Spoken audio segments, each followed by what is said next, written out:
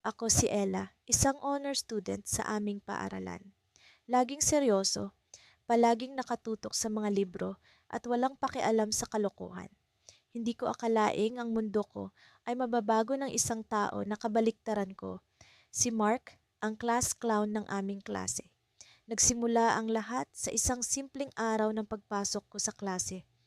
Kaarawan ko noon pero walang nakakaalam. Ayos lang, sanay naman ako sa ganun.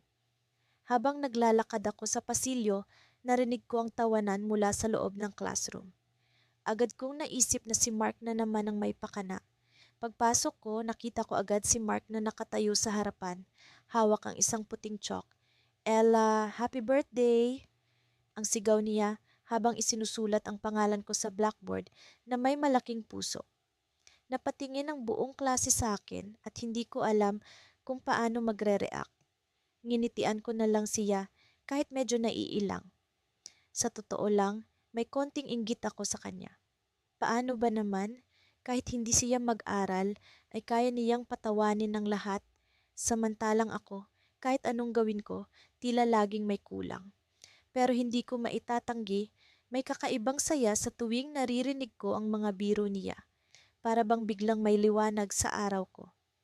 Lumipas ang mga linggo at tila nagiging routine na ang aming biruan. Sa tuwing papasok ako, si Mark ang unang bumabati sa akin ng mga kalokohan.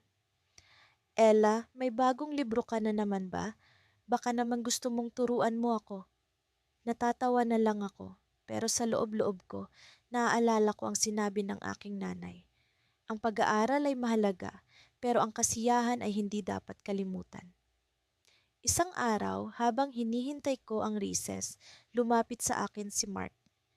Ella, alam mo bang may talent ako na hindi mo pa nakikita? Tumawa siya at sa likod ng kanyang mga mata may nakita akong kakaiba. Para bang may nais siyang sabihin na hindi niya magawang ipahayag. Talaga?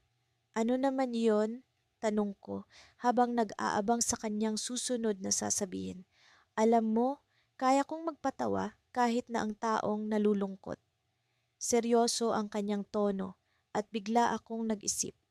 Lagi ko kasing nakikita si Mark na masaya pero ano nga kaya ang nasa likod ng kanyang mga ngiti? May lungkot ba sa kanya na hindi ko napapansin? Mark, bakit mo nga ba ginawa iyon noong birthday ko? Tanong ko, nagbabaka sakaling makuha ang totoong sagot. Ngumiti siya, pero sa likod ng nangiti, may lungkot. Ella, alam mo ba, minsan kailangan kong magpatawa para makalimutan ang lungkot sa puso ko. Napahinto ako. Bigla akong naisip may bagay sa likod ng kanyang mga biro na hindi ko pa lubusang nauunawaan. Sa likod ng kanyang kasiyahan, may lungkot na pumipigil sa kanya. Ang hindi ko alam, sa likod ng kanyang mga biro, may lihim na bumabalot sa kanyang puso. Sa likod ng kanyang mga ngiti, may kwento ng pag-ibig na hindi niya magawang ipahayag. At sa isang iglap, biglang nagbago ang tingin ko sa kanya. Hindi lang siya basta isang class clown. Siya ay isang taong may kwento, may pag-asa, at may damdamin. Nagsimula ang klase, ngunit tila hindi ko maalis sa isip ko ang kanyang sinabi. Ano nga kaya ang tinutukoy niyang lungkot sa kanyang puso? Sa likod ng kanyang mga biro, ano nga ba ang kanyang sikreto? Sa kabila ng mga pang-aasar ni Jake sa akin, hindi ko maitatanggi na may kakaibang saya akong nararamdaman sa tuwing nagkakasama kami. Kahit na ang bawat biro niya ay tila may kasamang kiliti sa aking puso, pilit ko itong itinatago. Sa totoo lang, hindi ko rin maintindihan kung bakit ako naaapektuhan ng ganito. Isa akong honor student, sanay sa tahimik na pag-aaral at disiplina. Pero si Jake, ang class clown ng klase, ay tila may kakayahang guluhin ang aking mundo sa paraang hindi ko inaasahan. Isang araw, matapos ang klase, nagpasya akong magtagal muna sa silid-aralan upang tapusin ang isang proyekto. Tahimik na ang paligid nang biglang bumukas ang pinto. Si Jake, na lagi kong inaasahan na magpapatawa, ay bigla na lang pumasok na tila may seryosong intensyon. Claire, tawag niya, na may kakaibang timbre ang boses. Nagulat ako. Jake, anong ginagawa mo rito? Hindi ba dapat nasa basketball practice ka? Tanong ko habang pilit tinatago ang kaba sa aking dibdib. Ngumiti siya, pero hindi iyong karaniwang nangiti niyang mapaglaro. May kailangan akong sabihin sa'yo. Nagangat ako ng tingin mula sa aking notebook. Kita sa kanyang mukha ang hindi pangkaraniwang seryosong ekspresyon. Ano iyon? Pwede ba tayong mag-usap ng mas maayos? Tanong niya, sabay lapit sa akin. Tumango ako, kahit na ang puso ko ay tila tumatalon sa kaba. Sige, anong meron? Nagtagpo ang aming mga mata at sa unang pagkakataon, nakita ko si Jake nang higit pa sa kanyang mga biro at kalokohan. Alam mo, hindi lang kita inaasar dahil gusto kong magpatawa. May dahilan kung bakit lagi kitang binibiro. Napalunok ako, biglang umusbong ang ideya na baka may mas malalim nga siyang intensyon. Ano? Ano ang ibig mong sabihin? Claire, gusto kita, sabi niya, diretso at walang pag-aalinlangan. Napatitig ako sa kanya, hindi makapaniwala sa narinig. Ang class clown na palaging nagpapatawa at tila walang seryosong plano sa buhay ay ngayon ay nagtatapat ng damdamin. Hindi ko alam kung ano ang sasabihin o paano ko siya sasagutin. Jake, hindi ko alam kung nabitin ang aking boses. Hindi ko mahanap ang tamang salita. Natahimik ang paligid pero kita ko sa kanyang mga mata ang taos-pusong pag-asa. Hindi mo kailangang sagutin ngayon. Gusto ko lang malaman mo, sabi niya na tila may halong kaba sa kanyang tono. Nagulat ako sa kanyang pagkaseryoso pero wala akong nagawa kundi ngumiti. Salamat sa pagtapat, Jake. Hindi ko inasahan ito. Ngumiti siya pero wala nang kasamang biro ang kanyang ngiti. Basta alam mo lang, kahit anong mangyari, nandito lang ako. Lumipas ang ilang araw at hindi ko maalis-alis sa isip ko ang sinabi ni Jake. Tila nagiba ang lahat, pati ang mga biruan namin sa klase ay nagkaroon ng ibang kulay. Sa tuwing magpapatawa siya, may kakaibang init na rin akong nararamdaman sa bawat tingin niya. Isang gabi, habang nag-aaral ako sa aking kwarto, natanggap ko ang isang mensahe mula kay Jake. Kita tayo sa park bukas, may sorpresa ako para sa'yo, sabi ng mensahe. Hindi ko alam kung ano ang aasahan pero tinanggap ko ang alok. Kinabukasan, nagpunta ako sa park na sinasabi niya. Nandoon siya, nakaupo sa bench, tila may hawak na maliit na kahon. Claire, dito! Tawag niya, puno ng sigla. Lumapit ako at naupo sa tabi niya. Ano itong sorpresa mo? Binuksan niya ang kahon at ipinakita sa akin ang isang simpleng bracelet na may nakasulat na always laugh. Para sa'yo, sabi niya habang inaabot ito sa akin. Natuwa ako sa gesture niya. Ang ganda, Jake. Salamat. Ngumiti siya pero biglang nag-iba ang kanyang ekspresyon. Claire, may kailangan akong ipagtapat. Nagulat ako sa biglaang seryosong tono. Ano iyon? Huminga siya ng malalim. Alam mo, hindi lang tayo magkaibigan. Napatitig ako, hindi makapaniwala sa naririnig. Anong ibig mong sabihin? Ang totoo, matagal na kitang gusto. Pero may isang bagay na hindi mo pa alam, sabi niya, tila may halong kaba. Anong bagay? Tanong ko, habang ang puso ko ay tila tumatalon sa kaba. Tumitig siya sa akin at sa isang iglap ay nagbago ang lahat. Claire, may kinalaman ito sa isang pangako na ginawa ko noon. Bago pa man tayo naging magkaibigan, may isang tao na humiling sa akin na alagaan ka. Nagulat ako. Sino? Ngumiti siya pero kita ko ang lungkot sa kanyang mga mata. Siya ang matagal nang may gusto sa'yo. Kaya ako nandito, hindi lang dahil sa sarili kong damdamin, kundi dahil sa pangakong iyon. Nabigla ako sa kanyang revelasyon, hindi makapaniwala sa narinig. Sino ang taong iyon? Bakit hindi ko siya namalayan? At bakit tila isang malaking lihim ang bumabalot sa aming kwento? Sa puntong iyon, ang lahat ay nagkaroon ng ibang kahulugan. ang pagkakaibigan namin ni Jake, ang mga biruan, at ang kanyang pagtatapat. Lahat ay tila isang bahagi ng mas malalim na kwento na hindi ko inaasahan. Hindi ko alam kung paano ko haharapin ang bagong revelasyong ito. Pero isang bagay lang ang sigurado. Ang puso ko ay nasa gitna ng isang kwento na puno ng misteryo at pag-asa. Ako si Mia, ang honor student na tila palaging may bit-bit na libro sa bawat sulok ng paaralan. Sa kabilang banda, si Leo, ang class clown, ay palaging may bit-bit na bagong biro o kalokohan. Mula pa noong unang araw ng klase, kami na ang magkatunggali. Ang seryoso kong mundo laban sa kanyang maingay at masayahing mundo. Sa umaga ng Sabado, nagising ako na may kakaibang pakiramdam. Hindi ko alam kung bakit, pero parang may mangyayaring hindi inaasahan.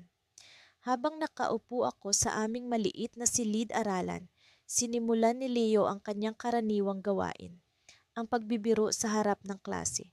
Ngunit sa araw na ito, iba ang kinang sa kanyang mga mata na parang may lihim siyang itinatago. "Hoy, Mia!" Sigaw ni Leo habang naglalakad papunta sa aking upuan. "Alam mo ba kung bakit hindi pumapasok ang pusa sa paaralan?" Napabuntong hininga ako. Alam kong isa na namang kalokohan ang susunod. "Bakit nga ba, Leo?"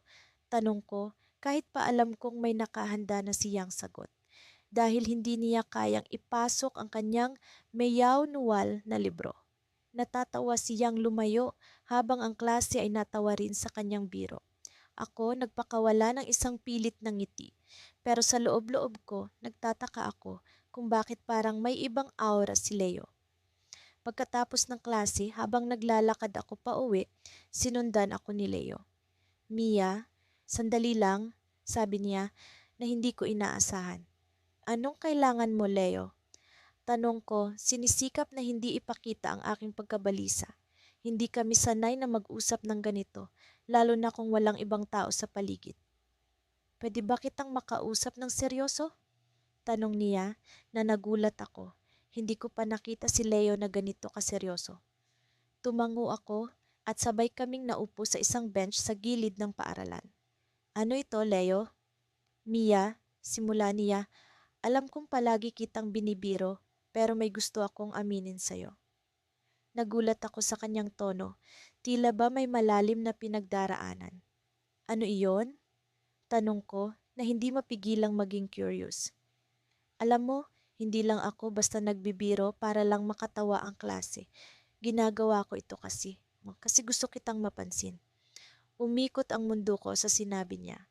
Hindi ko alam kung anong sasabihin. "Bakit mo gusto akong mapansin, Leo?" Tanong ko, sinusubukang intindihin ang kanyang damdamin. "Ito kasi, Mia, simula pa noong una kitang makita, gusto ko nang makilala ka. Pero alam ko, sobrang seryoso ka sa pag-aaral, kaya iniisip ko na baka hindi mo ako pansinin kung hindi ko gagamitin ang mga biro ko." Hindi ko alam kung ano ang sasabihin. Hindi ko inakala na ang mga biro ni Leo ay may mas malalim na kahulugan. Sa mga oras na iyon, naisip ko kung paano ko siya hindi napansin sa lahat ng mga pagkakataon na nasa paligid siya. "Mia, gusto ko lang malaman mo na hindi lang basta biro ang lahat ng iyon. May tunay akong nararamdaman para sa'yo." Hindi ko alam kung paano sasagutin si Leo.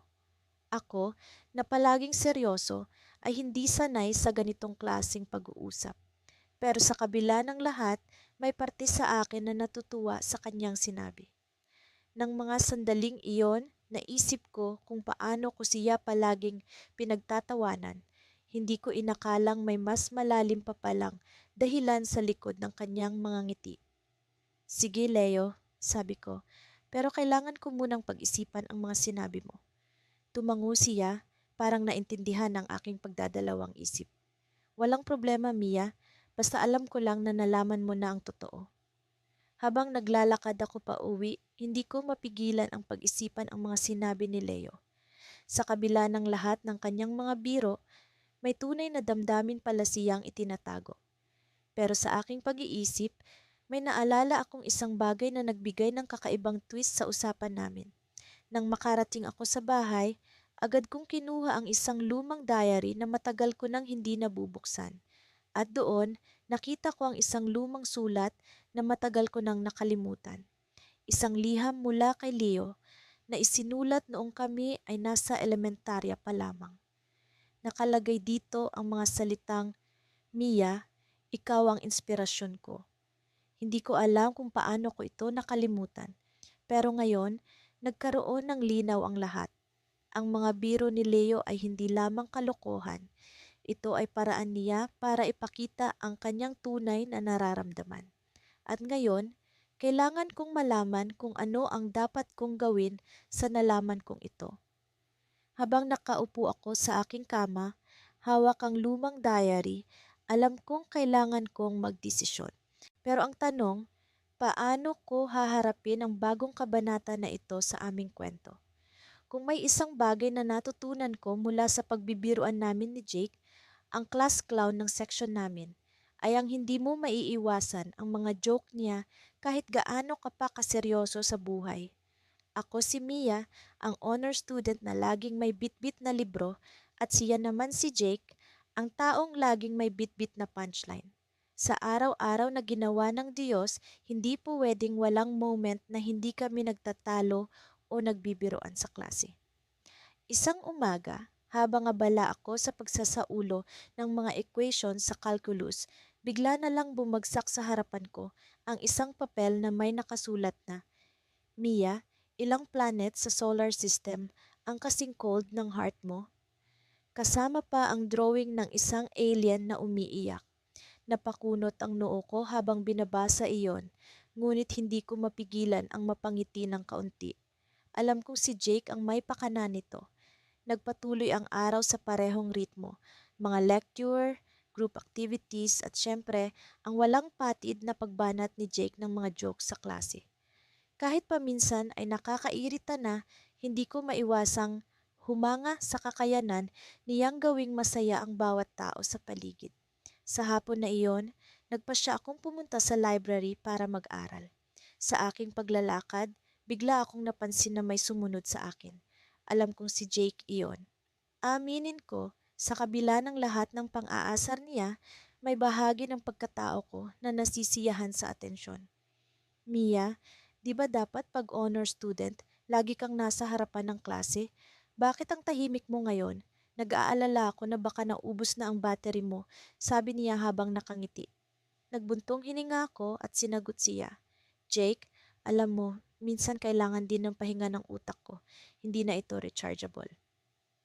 Ngumiti siya at umupo sa tabi ko habang nag-aaral.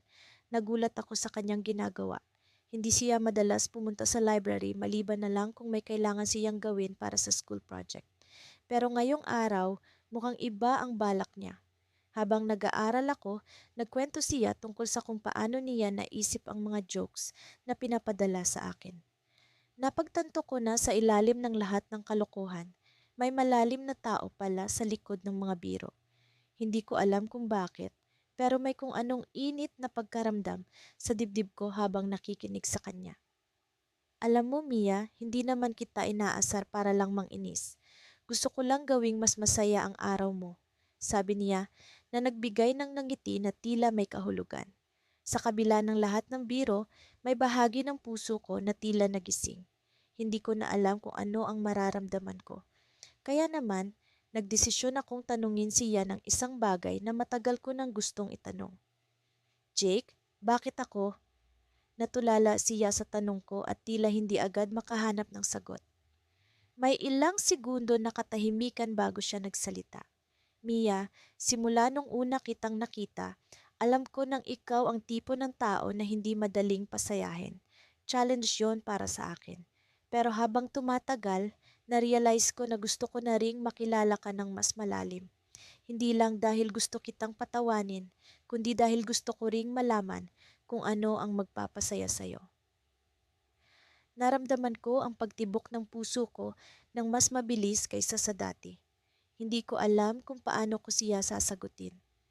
Minsan, ang mga biro ay may mas malalim na kahulugan at ngayon, hindi ko na alam kung saan ako lulugar. Habang nag-uusap kami, Biglang may dumating na tawag kay Jake. Tumayo siya at sumagot. Medyo nag-aalala ang mukha niya. Hindi ko narinig ang buong usapan, ngunit narinig ko ang ilang salitang tila nagbigay ng kakaibang kaba sa akin. Pagkatapos niyang ibaba ang tawag, bumalik siya sa tabi ko. Mia, sorry, pero kailangan kong umalis ngayon. May emergency lang sa bahay. Nagpaalam siya at umalis na may bahid ng pag-aalala sa kanyang mga mata. Naiwan akong nag-iisa sa library, nag-iisip tungkol sa aming usapan at sa hindi inaasahang pag-alis niya. Habang iniisip ko ang lahat ng nangyari, hindi ko maiwasang magtanong sa sarili, ano ang nangyari? At bakit may bahagi ng puso ko na umaasa na bukas, makikita ko siyang muli na may bagong joke na ipapakita sa akin. Sa paglabas ko ng library, ang tanong na iyon ang bumabagabag sa isip ko. Hindi ko alam kung ano ang susunod na mangyayari, ngunit alam ko na ang araw na ito ay hindi basta-basta makakalimutan. Ang twist sa simpleng kwento ng pagbibiruan namin ay nagsisimula pa lamang at sa tingin ko, hindi ko na ito matatakasan. Ako si Lani at ako ang kinikilalang honor student sa aming klase. Mahirap ang palaging may inaasahang mataas na marka mula sa akin, ngunit hindi ko maitatangging may kakaibang saya rin itong dulot. Gayunpaman, ang saya na iyon ay madalas na nauudlot ng isa sa mga kaklase kong si Paulo, ang class clown ng aming section. Si Paulo ay laging may dalang biro at kahit sa gitna ng isang seryosong talakayan ay hindi niya mapigilang magpatawa. Sa katunayan, sa simula ay naiinis ako sa kanya. Paano ba naman sa tuwing abala ako sa pakikinig sa lecture ni Ma'am Santos, bigla na lang siyang magpapatawa na ikakagulo ng buong klase. Ngunit habang tumatagal, napansin kong unti-unti akong naaaliw sa kanya. Hindi ko alam kung dahil ba sa angking charm niya o dahil sa likas na kakatuwa ng kanyang personalidad. Isang araw pagkatapos ng klase, habang abala ako sa paggawa ng proyekto sa library, bigla na lang siyang umupo sa harap ko. Uy Lani, akala mo yata hindi kita makikita rito ha? Bati niya habang may kinikiskis na lapis sa kanyang ilong, pilit na pinapatawa ako. Paulo, ano na naman ang kailangan mo? Tanong ko, kahit may bahid ng nangiti ang aking mga labi. Wala naman. Gusto ko lang magpa-distract sa'yo, sagot niya sabay kindat. Napailing na lang ako, ngunit hindi ko maitago ang kilig na unti-unting umaakyat sa aking pisngi. Lihim kong inamin sa sarili na kahit paano, hinahanap-hanap ko na rin ang kanyang presensya. Alam mo, iniisip ko lang, patuloy niya, inilapag ang lapis sa mesa at seryosong tumingin sa akin. Bakit hindi natin subukan ng maging partner sa darating na science fair? Napataas ang kilay ko sa kanyang mungkahi. Teka, seryoso ka ba? Hindi biro iyan, Paulo. Seryoso ako, alam kong magaling ka sa science at baka sakaling makadagdag ako ng konting twist sa project mo. Sagot niya, tila ba may tinatago siyang lihim na plano. Nagkukwentuhan pa kami ng ilang minuto at sa wakas ay pumayag na rin akong subukan ng kanyang alok. Sa isip ko, maaaring ito na ang pagkakataon para makilala ko pa siya ng lubusan, hindi lamang bilang isang mapagbiro, kundi bilang isang tunay na kaibigan. Mabilis na lumipas ang mga araw at naging abala kami sa pagbuo ng aming proyekto. Nakakatuwa siyang kasama at hindi ko maitangging may ilan din siyang naiambag na magagandang ideya. Sa bawat araw na magkasama kami, mas lalo kong nakikita ang ibang bahagi ng kanyang pagkatao, isang Paolo na may lalim at hindi puro kalokohan lamang.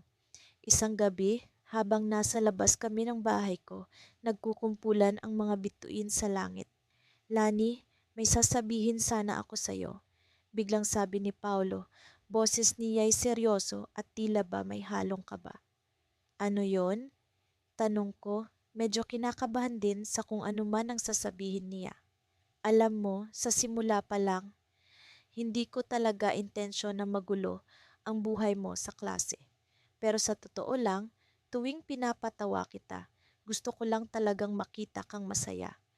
Aniya sabay iwas ng tingin na para bang nahihiya. Hindi ko alam ang isasagot. Naramdaman kong uminit ang aking pisngi at napalunok na lamang ako. Sa sandaling iyon, parang nagkaroon ng kakaibang koneksyon ng aming mga mata. Ibang-iba ito sa mga nakaraang biro niya. Ito ay totoo at may dalang bigat na hindi ko inaasahan. Nagpatiuna akong magsalita. Paulo, sa totoo lang, hindi ko rin inaasahan na magiging malapit tayo. Pero natutuwa ako na nandiyan ka palagi. Ngunit bago ko pa man matapos ang aking sasabihin, biglang dumating si Maya, ang kaibigan ko mula pagkabata. Lani, may emergency, kailangan ka sa bahay. Sigaw niya, halatang nagmamadali. Agad akong tumayo, nagpaalam kay Paulo at dali-daling sumama kay Maya. Habang papalayo kami, naramdaman kong parang may naiwang bahagi ng puso ko sa lugar na iyon. Hindi ko alam kung ano ang naghihintay sa akin sa bahay, ngunit alam kong sa pagbabalik ko, may mga bagay na hindi na magiging katulad ng dati.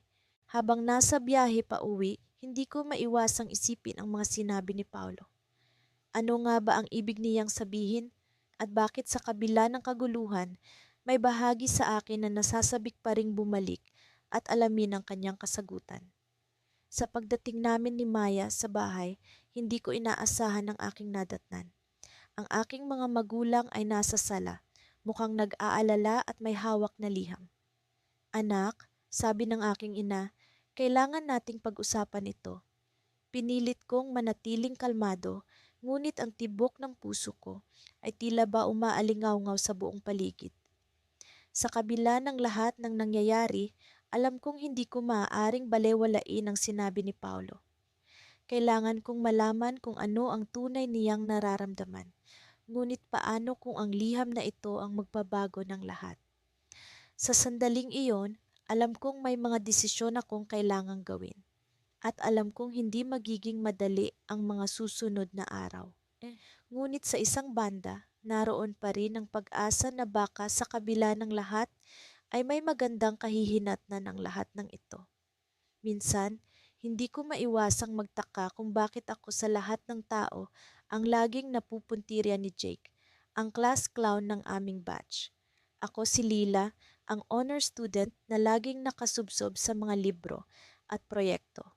Hindi ko alam kung bakit ang saya-saya niya sa tuwing napapahiya ako sa klase dahil sa mga biro niya. Sa kabila ng lahat, may isang bahagi sa akin na natutuwa sa mga kalokohan niya kahit pa nga nagiinit ang mukha ko sa inis.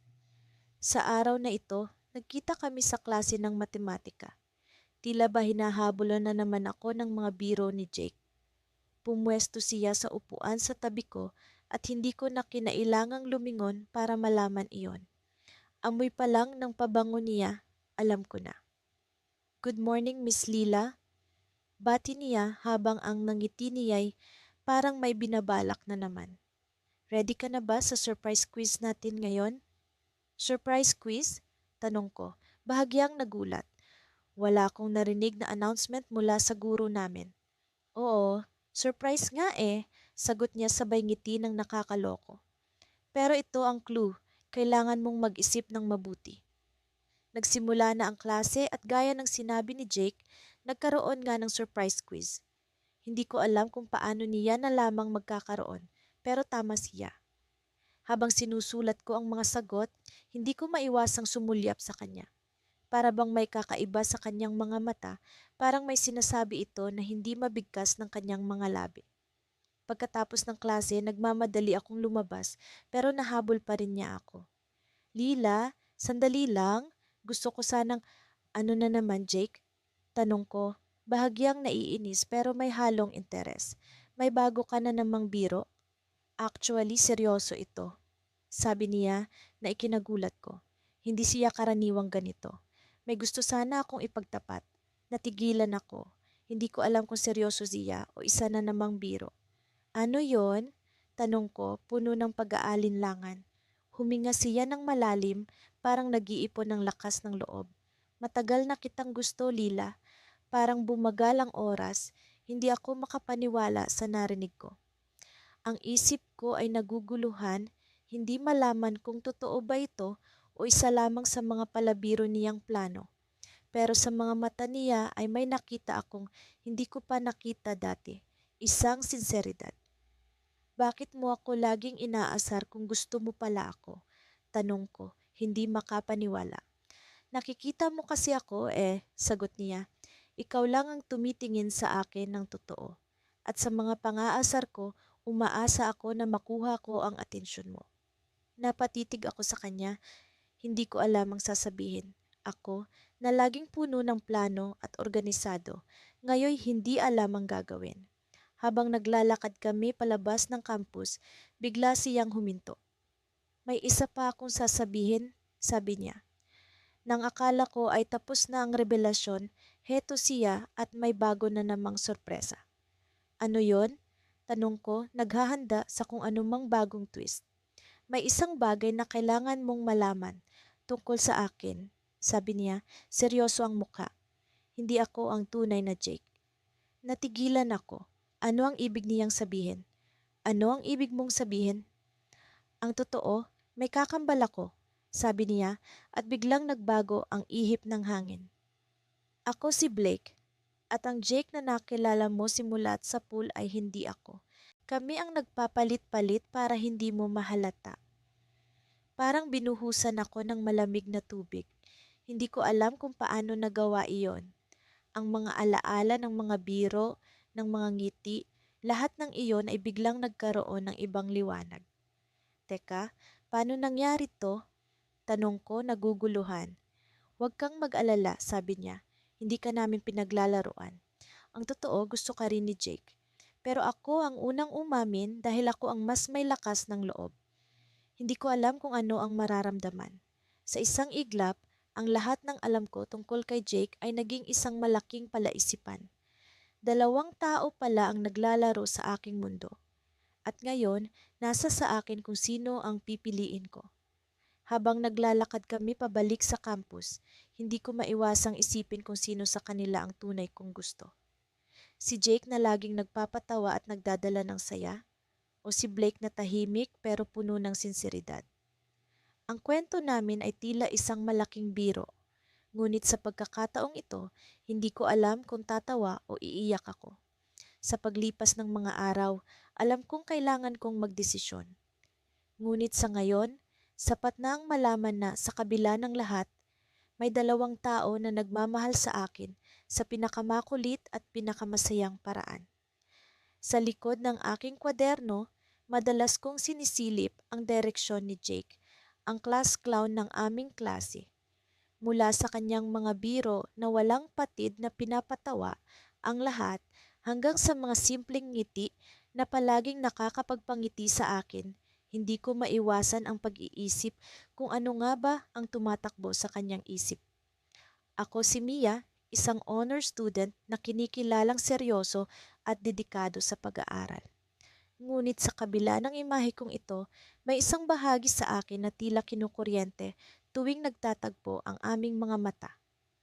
Isang araw, habang abala ang lahat sa paggawa ng kani-kanilang mga proyekto, lumapit si Jake sa akin.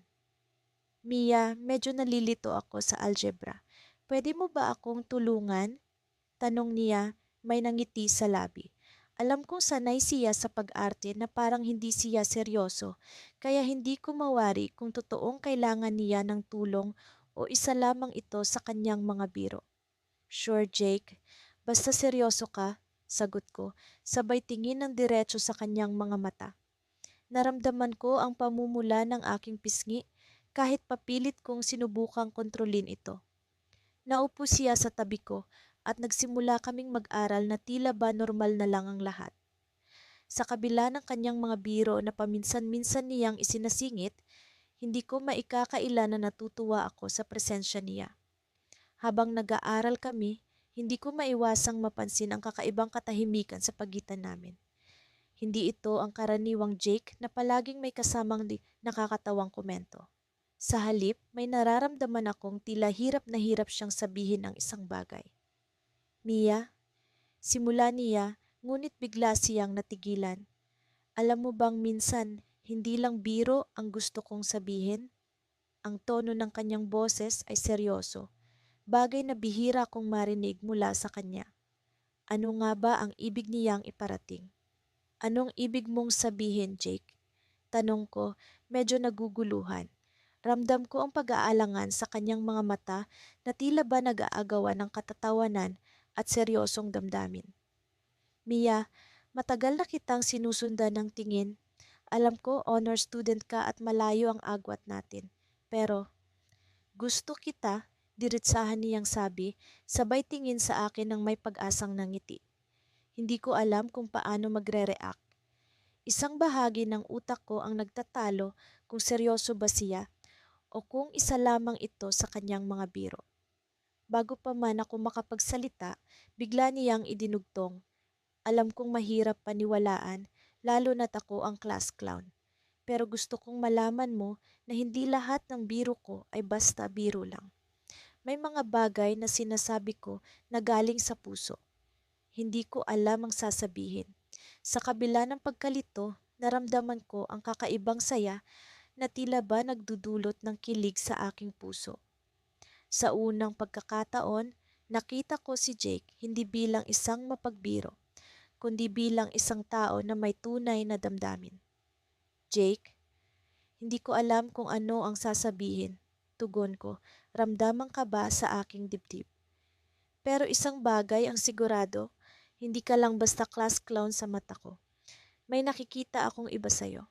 Napangiti siya sa sinabi ko, ngunit bago pa man kami makapag-usap pa, biglang may narinig kaming ingay mula sa labas ng silid-aralan. Nagkatinginan kami, pareho ang gulat sa aming mga mata. Mukhang may nangyayari sa labas, sabi ni Jake. Sabay natin tingnan. Tumayo kami at lumabas ng silid-aralan. Sa hallway, nakita namin ang mga estudyante na nagkukumpulan, may halong takot at pagkabigla sa kanilang mga mukha. Sa gitna ng kaguluhan, isang pamilyar na boses ang narinig ko. Si Mr. Santos, ang aming principal, tila ba may ini-announce na mahalaga. Mga estudyante, pakiusap, manatiling kalmado. May mahalagang impormasyon akong ibabahagi. Sabi ni Mr. Santos, ang kanyang boses ay puno ng awtoridad at gulat. Hindi ko maikakaila ang kaba sa aking dibdib habang inaantay ang susunod na sasabihin. Mula sa araw na ito, may pagbabago sa sistema ng paaralan. Patuloy niya. At isa sa mga pinakaapektado ay ang inyong klase. Nagkatinginan kami ni Jake, parehong naguguluhan at puno ng kuryosidad. Ano kaya ang mangyayari sa aming klase? Sa pagkakataong ito, hindi biro ang nararamdaman ko. Ang mga susunod na mangyayari ay hindi ko alam kung paano haharapin. Ngunit alam kong kasama ko si Jake. At sa kabila ng lahat, may tiwala akong hindi basta-basta mawawala ang koneksyon na nabuo sa pagitan namin. Sa bagong paghahamon na haharapin namin, hindi ko alam kung paano magbabago ang takbo ng aming buhay. Ngunit isa lang ang sigurado, hindi ko na kayang bumalik sa dati kung saan biro lang ang lahat. Sa wakas dumating na ang araw na pinakahihintay ng lahat, ang araw ng aming field trip. Lahat ay abala sa pag-aayos ng kanilang mga gamit at pagpaplano ng mga gagawin. Ako, si Mia, ang honor student na palaging may checklist at itinerary, ay nakaupo sa likod ng bus habang pinapanood ang mga kaklase kong nagkakagulo sa kanilang mga upuan. Sa tabi ko, si Leo, ang class clown na laging may pakulo, ay nakangiti habang walang sawa sa pag-aalaska sa iba. Uy, Mia, sigurado kang hindi ka nagdala ng buong library mo?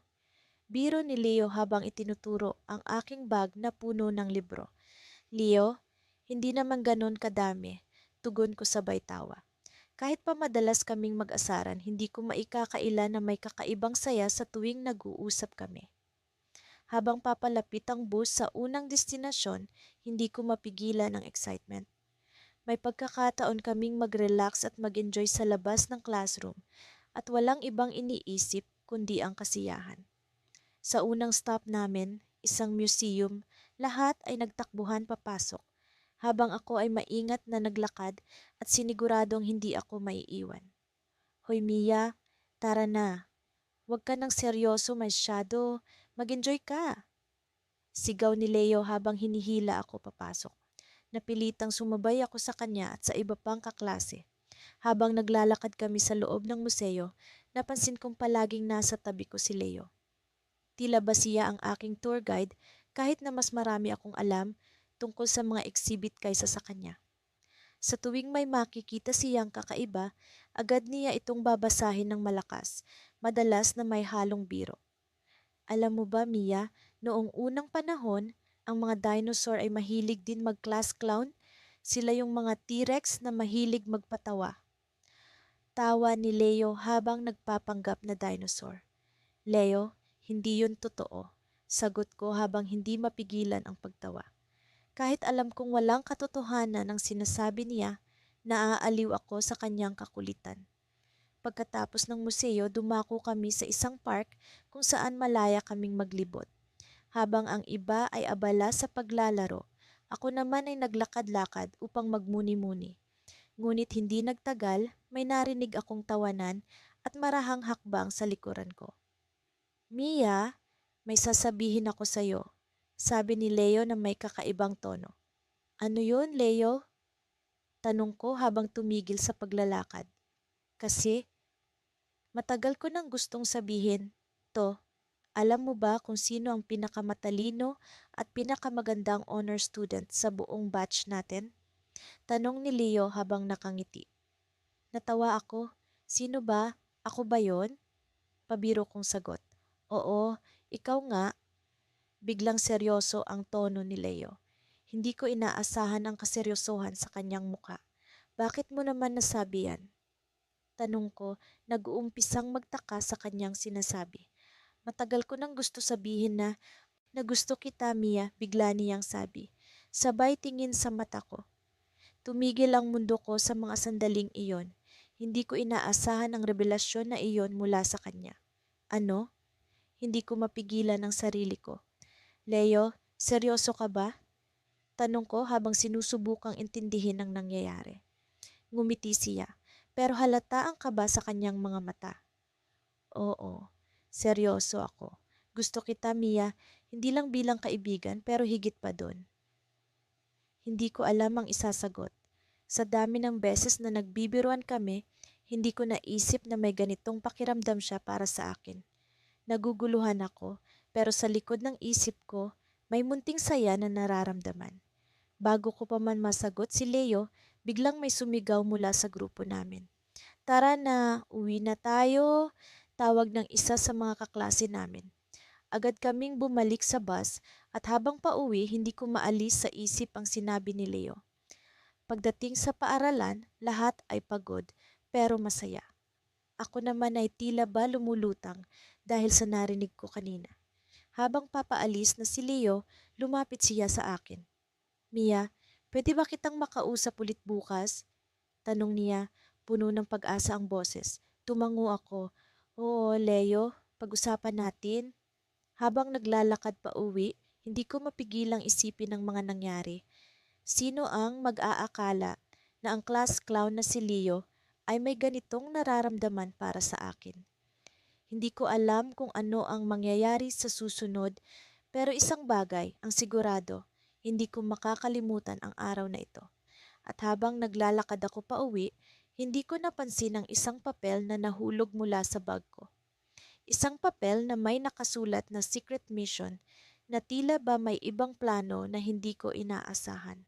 Ano kaya ang kahulugan ng papel na iyon? Sino ang naglagay nito sa bag ko? Sa kabila ng mga tanong, isang bagay ang malinaw. Sa gitna ng biruan, may tunay na nararamdaman. Ngunit ano ang magiging susunod na kabanata ng kwento namin ni Leo? Sa pagpasok ko sa silid-aralan, agad kong naramdaman ang kakaibang tensyon sa hangin. Parang lahat ng tao ay may inaasahan ang makakita ng bagong biro ni Joey, ang class clown na walang kupas sa pagbibigay ng saya sa buong klase. Pero sa araw na ito, may kakaibang kinang sa kanyang mga mata na para bang may inihahandang sorpresa na mas malaki kaysa sa karaniwang biro. Ako si Mia, isang honor student na laging nasa unahan ng klase. Hindi maikakailang pagkakaiba namin ni Joey. Siya ay masayahin, mahilig sa kalokohan, habang ako ay laging seryoso, tutok sa aking mga libro at takdang aralin. Sa kabila ng lahat, hindi ko rin maiwasang humanga sa kanya, sa kanyang kakayahan na gawing magaan ang lahat, kahit pa sa mga sandaling puno ng stress. Habang naglalakad patungo sa aking upuan, nakita kong abala si Joey sa pag-uusap kasama ang ilang mga kaklase. Nagtatawanan sila at naisip kong may bagong pakulo na namang nagaganap.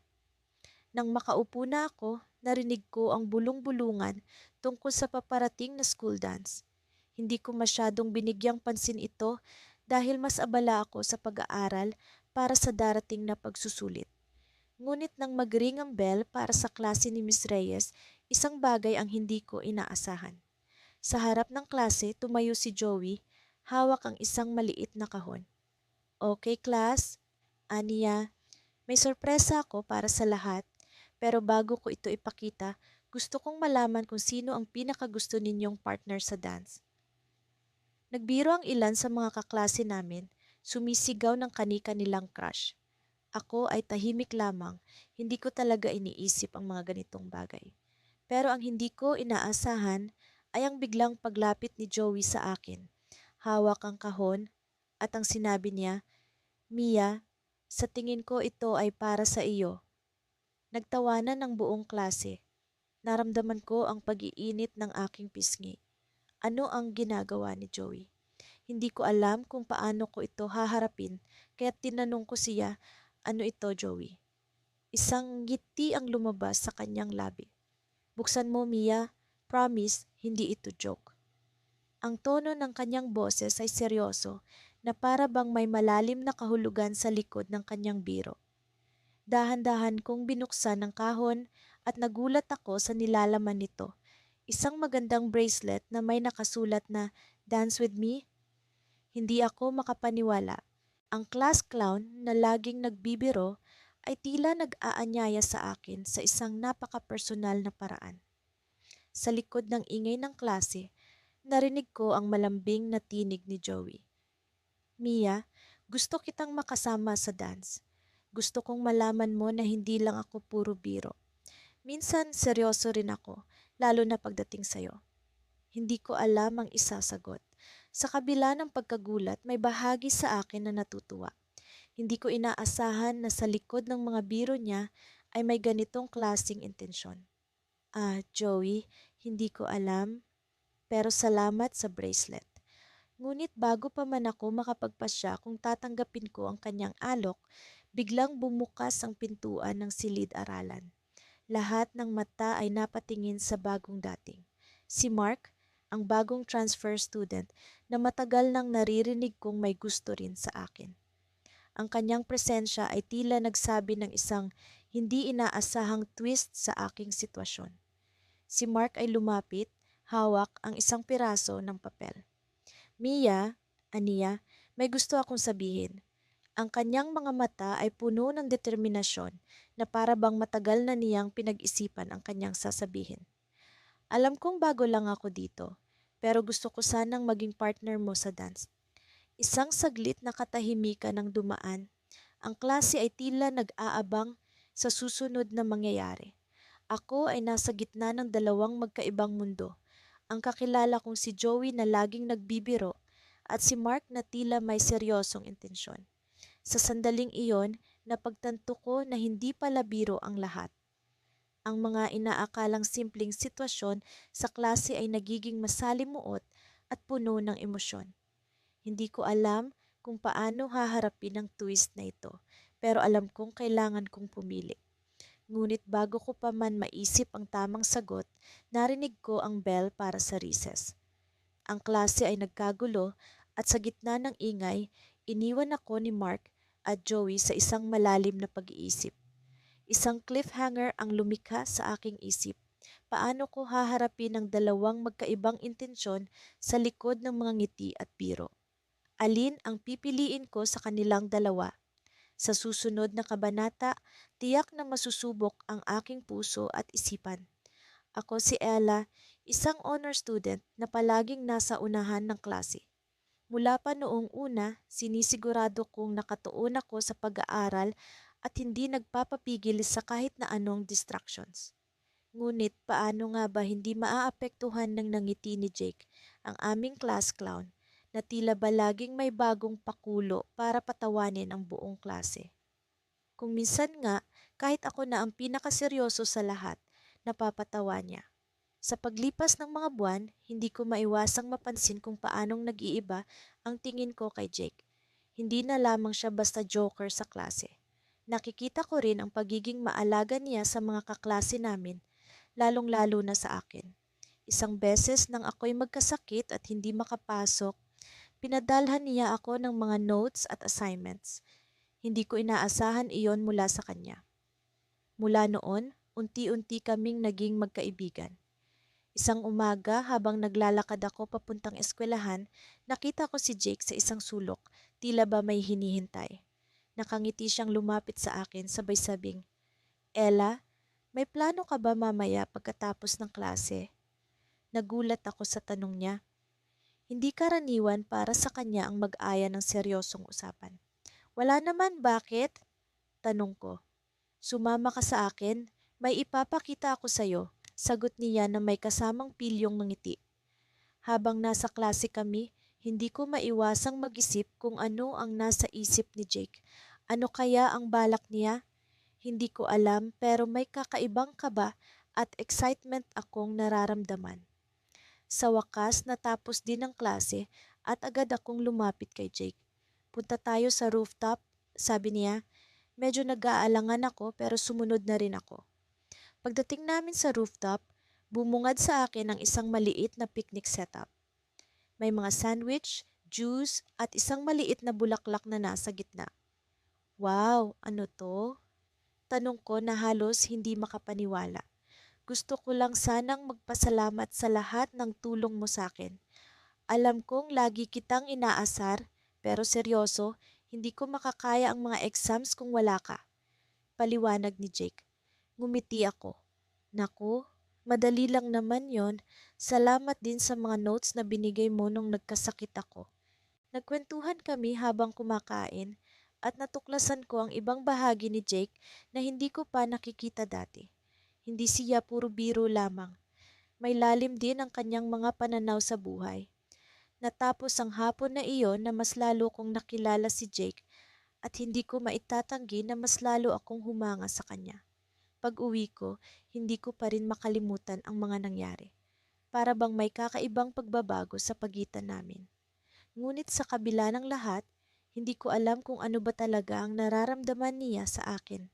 Siguro, hanggang kaibigan lang kami. Kinabukasan, may kakaibang tensyon sa klase.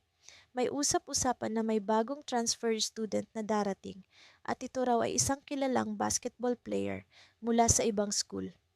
Nang dumating siya, agad kong napansin ang kanyang tindig at ang confident niyang mangiti. Ipinakilala siya ng aming guro bilang si Leo. Habang lumilipas ang mga araw, hindi ko napigilan ang sarili kong mapansin si Leo. Palagi siyang nagbibigay ng effort na makipag-usap sa akin at tila ba interesado siyang makilala ako. Ngunit sa kabila ng lahat, si Jake pa rin ang nasa isip ko. Hindi nagtagal, naging magkaibigan rin kami ni Leo at unti-unti siyang naging bahagi ng aming barkada. Isang araw, habang naglalakad kami pa uwi, biglang nagtanong si Jake, Ella, napansin ko lang, parang close na kayo ni Leo ah. Nagulat ako sa tanong niya. Ah, oo, mabait naman siya eh. Madali siyang pakisamahan, sagot ko. Mukhang may gusto siya sa'yo, sabi ni Jake sabay nangisi, pero may halong seryosong tono. Hindi ko alam kung paano sasagutin iyon kaya natahimik na lang ako. Habang nasa kalagitnaan kami ng pag-uusap, may biglang lumapit na isang estudyante. Ella, may naghahanap sa'yo sa labas ng school, sabi niya. Nagkatinginan kami ni Jake, parehong nagtatanong sa aming mga mata kung sino kaya iyon. Lumabas ako ng school at laking gulat ko na lang nang makita kong si Leo pala iyon.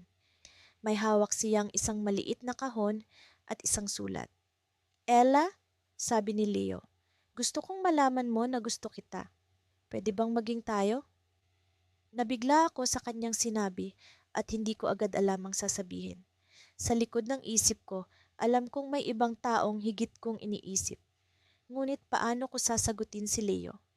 Nasa kalagitnaan ng pag-iisip ko nang biglang lumabas si Jake mula sa likod ko. Ella, may gusto rin sana akong sabihin sa'yo. Naipit ako sa gitna ng dalawang taong mahalaga sa akin. Sa isang iglap, nagbago ang lahat. Sino ang pipiliin ko? At ano ang magiging epekto nito sa aming pagkakaibigan? Hindi ko alam, pero kailangan ko ng magdesisyon.